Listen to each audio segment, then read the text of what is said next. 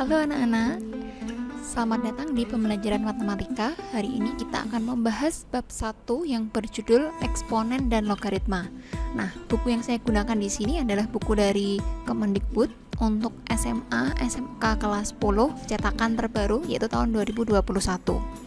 Oke, langsung saja apa sih yang akan kita pelajari di sini? Ini dia yang akan kalian pelajari di bab 1 ini. Yang pertama, kalian diharapkan mampu mengidentifikasi sifat-sifat eksponen, mengidentifikasi bentuk akar, mengidentifikasi fungsi eksponen. Yang keempat, menyelesaikan permasalahan sehari-hari yang berkaitan dengan fungsi eksponen. Lalu kelima, mengidentifikasi sifat-sifat logaritma. Dan yang keenam, menyelesaikan permasalahan sehari-hari yang berkaitan dengan logaritma. Nah, sekarang mari kita bedah satu persatu. Untuk tujuan yang pertama, 2, 3, dan 4 ini 1, 2, 3, 4 itu masuk dalam pembahasan eksponen. Sedangkan untuk poin 5 dan 6 kita akan membahas tentang logaritma. Nah, seharusnya kalian tidak asing dengan pembahasan eksponen karena waktu kelas 9 sudah ada pembahasan tentang eksponen. Nah, kalau kalian lupa apa sih eksponen? Eksponen itu adalah bentuk pangkat, lalu pangkat itu nanti ada beberapa jenis sehingga nanti dia akan relate, akan berhubungan juga dengan bentuk akar gitu. Nah, untuk logaritmanya mungkin kalian baru, jadi nanti kita akan pelajari secara bertahap. Baik, sekarang kita ke sifat eksponen. Nah, di buku ini kalian akan disajikan tentang grafik eksponensial penyebaran COVID-19. Kalau kalian lihat di sini COVID itu masuk ke Indonesia awal tahun 2020. Diperkirakan di sini sekitar bulan Januari, sehingga kita start di sini adalah Januari. Lalu kemudian di bulan Februari meningkat sehingga ditemukan ada 200.000 kasus. Nah, lalu kemudian di bulan Maret meningkat lagi sehingga ditemukan 400.000 kasus, terus meningkat melonjak sampai dia pertambahannya tidak terlalu signifikan lagi. Artinya pertambahannya tidak terlalu banyak untuk akhir tahun 2020. Jadi, kalau kalian lihat di sini dia naiknya langsung drastis, tapi kemudian dia cenderung mendatar. Nah, itu tadi contoh grafik eksponen. Sekarang kita lihat kasus yang lain. Nah, ini jadi ada pertumbuhan bakteri atau virus yang kita analogikan dia itu bertumbuh setiap jam, sehingga mula-mulanya hanya satu bakteri, lalu 1 jam berikutnya dia membelah sehingga kita dapatkan 2 bakteri seperti ini. Kemudian di jam berikutnya lagi dia pasti akan membelah lagi sehingga masing-masing ini akan menjadi 2. Nah, untuk lebih mudahnya kita akan lihat dalam bentuk tabel.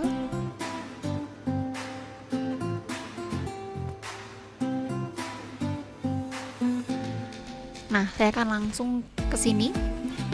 Kalau tadi kita menggunakan bakteri yang membelah menjadi 2 bagian setiap 1 jam. Nah, kali ini tentang penularannya. Jadi sejenis biar kalian tidak terlalu banyak mendengarkan saya ngomong. Jadi biar saya bisa langsung coret-coret di sini. Oke, jadi kita baca dulu. Di kegiatan Ayo Bereksplorasi, seseorang membawa virus masuk ke wilayah A. Lalu virus tersebut menular dengan cepat sehingga virus tadi yang semula dibawa oleh 1 orang menulari 2 orang lainnya. Lalu di fase selanjutnya 2 orang lagi tertular dari 2 orang sebelumnya. Bingung gak kalian? Nah, kalau bingung kita langsung ke tabelnya aja. Jadi fase pertama itu 2 orang sudah tertular. Lalu kemudian setiap orang di sini menulari 2 orang yang lain, sehingga tadinya 2, masing-masingnya menulari 2 orang yang lain, sehingga didapat ada 4 orang tertular. Lalu 4 orang ini masing-masingnya menulari 2 orang. Jadi kalau orang pertama menulari 2 orang, orang kedua menulari juga 2 orang ketiga menulari 2 orang, sampai orang keempat menulari 2 orang, sehingga didapatkan di fase ketiga ada sebanyak 8 orang yang tertular. Nah, cara mudahnya kita bisa tulis seperti ini. Tadinya 2, lalu karena masing-masing orangnya menulari 2 orang, jadi kita kalikan dengan 2 lagi, sehingga didapat hasil 4. Lalu kemudian 4 ini masing-masingnya menulari 2 orang, sehingga kita kalikan 2, sehingga didapatlah hasil 8. Lalu di fase keempat kita bisa lanjutkan. Tadinya sudah tertulari 8 orang. Nah, 8 orang ini akan menulari masing-masing 2 orang lagi, sehingga didapat 16 orang akan tertular. Seperti itu sampai kita isi ke tabel yang ke-8. Berarti ini akan menjadi 16 kali 2, 32. Lalu ini 32 dikali 2 berarti 64. 64 kita kalikan 2, 128. 128 kita kalikan 2 lagi, sehingga ketemu 256. Seperti itu cara manualnya. Nah, sekarang kita akan menjawab soal yang kedua, 3 dan 4. Sebelumnya saya tulis lagi dulu ya untuk yang tadi. Ini didapat dari 2 kali 2, 4 kali 2, ini 16 karena 8 kali 2,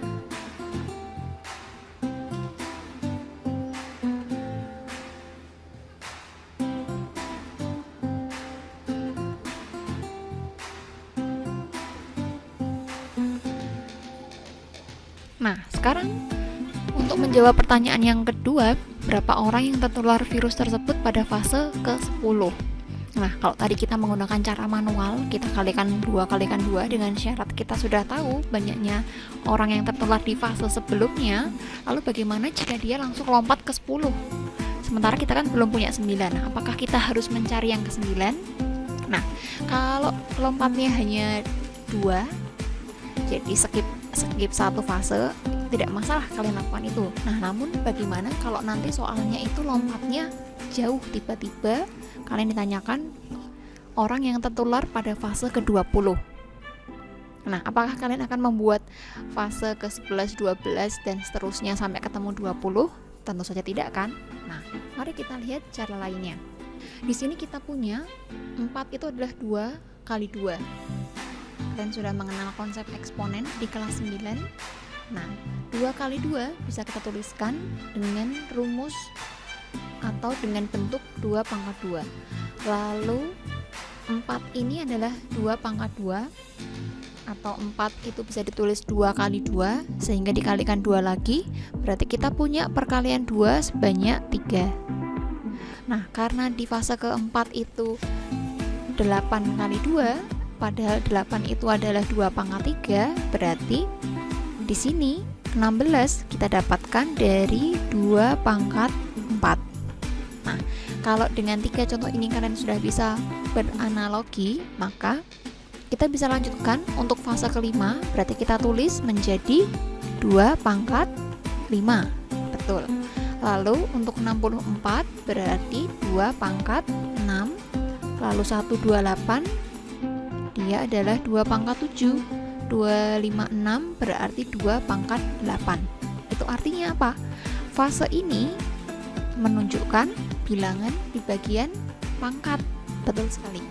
Jadi 2 ini pangkatnya adalah 2. Ketika dia fase ketiga maka pangkatnya 3. Fase keempat pangkatnya 4 dan seterusnya sampai fase ke-8 pangkatnya di sini 8. Berarti untuk mencari fase ke-10 kita dapat dengan cara 2 pangkat 10. Nah, ini boleh kalian hitung, boleh juga berhenti pada jawaban ini. Oke, kemudian soal yang ketiga, jika banyaknya fase adalah n, jadi di bagian fase ini diteruskan sampai nanti kita ketemu fase ke n, Nah, pertanyaannya adalah bagaimana merepresentasikan banyak orang yang tertular pada fase ke N tersebut. Karena tadi fase penularan itu menunjukkan pangkatnya, padahal fasenya itu adalah N, maka kita bisa tulis di sini representasinya adalah 2 pangkat N. Jadi maksudnya itu ditanyakan rumusnya. Bagaimana mengetahuinya? Karena kita tadi menggunakan pola, menggunakan analogi. Di sini fase penularannya 4, maka muncullah 2 pangkat 4.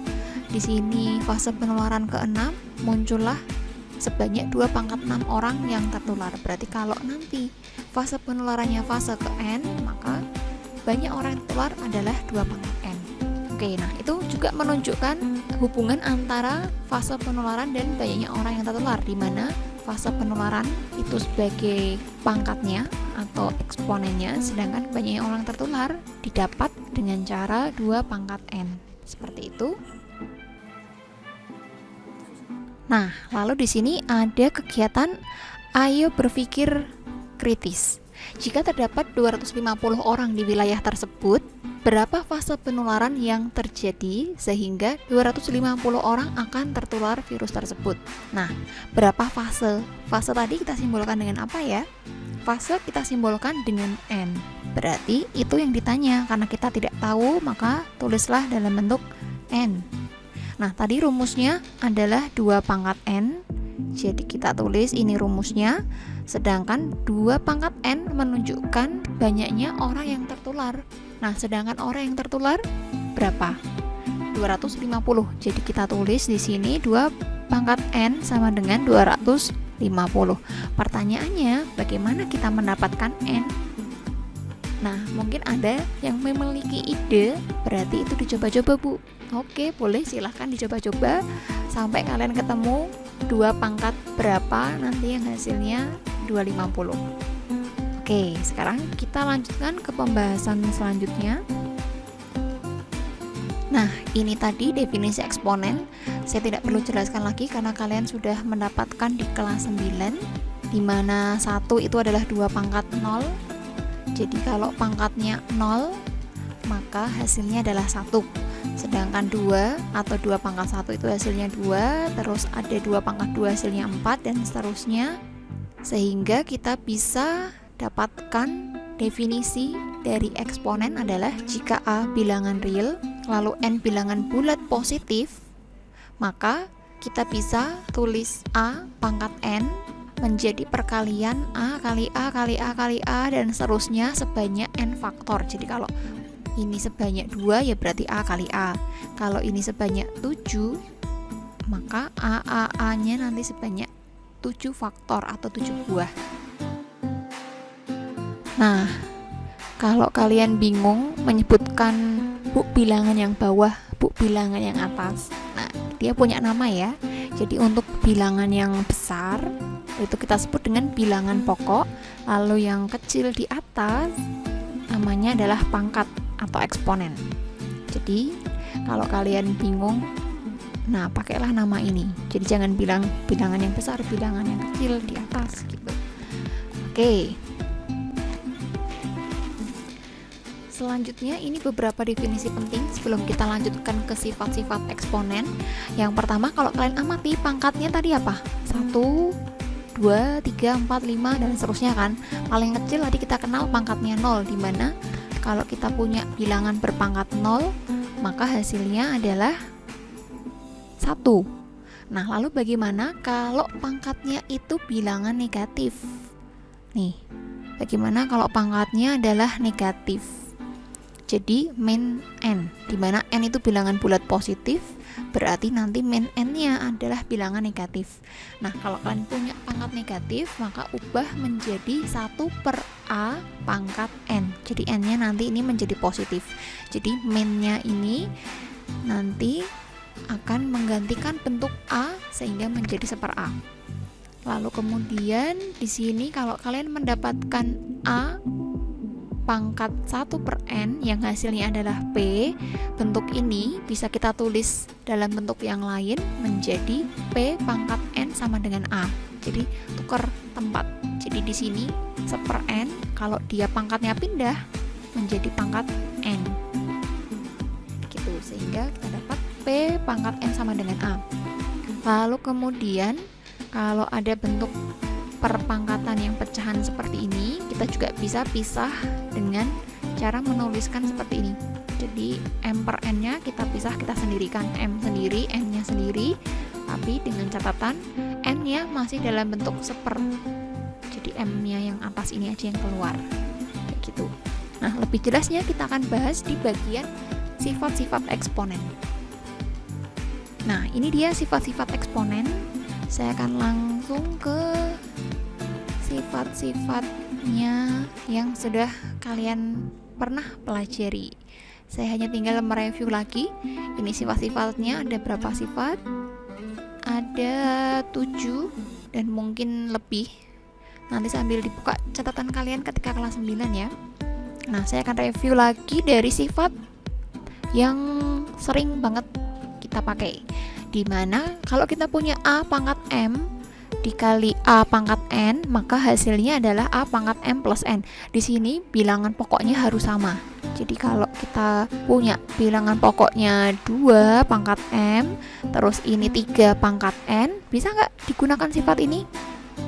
Jawabannya adalah tidak bisa, karena bilangan pokoknya beda. Karena syarat berlakunya sifat ini kalau bilangan pokoknya sama. Jadi harus sama-sama 2, sama-sama 3, sama-sama 4, dan seterusnya, baru sifat ini bisa dipakai. Gitu ya. Terus kemudian itu perkalian. Nah, kalau soalnya adalah pembagian atau bisa kita tulis menjadi per. Jadi A pangkat M per A pangkat N. Maka kalau tadi perkalian menjadi jumlah, berarti kalau pembagian menjadi pengurangan. Terus kalau ada pangkat dipangkatkan lagi, seperti contoh yang ketiga ini. Di sini kita punya A pangkat M ini, tapi dia dipangkatkan lagi dengan N. Nah, berarti diapakan? Beda loh antara A pangkat M kali A pangkat N dengan ini, ya kan? Nah, kalau ada bentuk seperti ini, maka pangkatnya dikalikan, sehingga kita dapat hasil A pangkat M kali N. Lalu kemudian, kalau perkaliannya di dalam kurungnya, terus bagaimana? Kalau di dalam kurung, pangkatnya cuma 1, itu artinya pangkat ini milik mereka berdua, milik masing-masingnya, sehingga kalau kurungnya dibuka, nah kita kembalikan ke pemiliknya masing-masing. Jadi yang A kebagian pangkat M, yang B juga kebagian pangkat M. Ini ada kesalahan penulisan ya. Ini seharusnya B pangkat M. Jadi ini harusnya B pangkat M. Lalu yang sifat kelima, bentuk pembagian A per B atau A dibagi B, lalu kemudian mereka dipangkatkan M, maka kita juga uraikan menjadi A pangkat M dibagi B pangkat M. Jadi pangkatnya kembali ke masing-masing pemiliknya, ya kembali ke A, ya kembali ke B, kayak gitu. Terus di sini ada sifat yang keenam, A pangkat M per N dikali A pangkat P per N. Nah, ini sebenarnya turunan dari sifat nomor 1, di mana ini perkalian. Nah, kalau perkalian dia akan pangkatnya dijumlahkan. Jadi pangkatnya M per N ditambah dengan P per N. Karena penyebutnya sama-sama N, maka atasnya kan tinggal dijumlahkan, ya enggak? Kayak misal kita punya 2 per 5 ditambah dengan 3 per 5.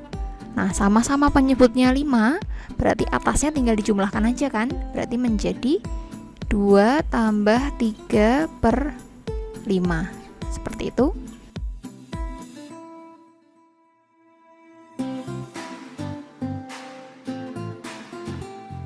Oke, nah ternyata sifatnya hanya itu saja. Di bagian selanjutnya kita bertemu dengan latihan 1.1. Di sini ada 3 soal. Soal yang pertama tentang pembuktian sifat eksponen, kita akan lewati itu. Nah, tapi ada 2 nomor yang lain, yaitu nomor 2 dan 3 akan saya berikan ke kalian sebagai latihan. Jadi silahkan dikerjakan. Baik, semoga video ini bermanfaat. Sampai jumpa di pembahasan selanjutnya.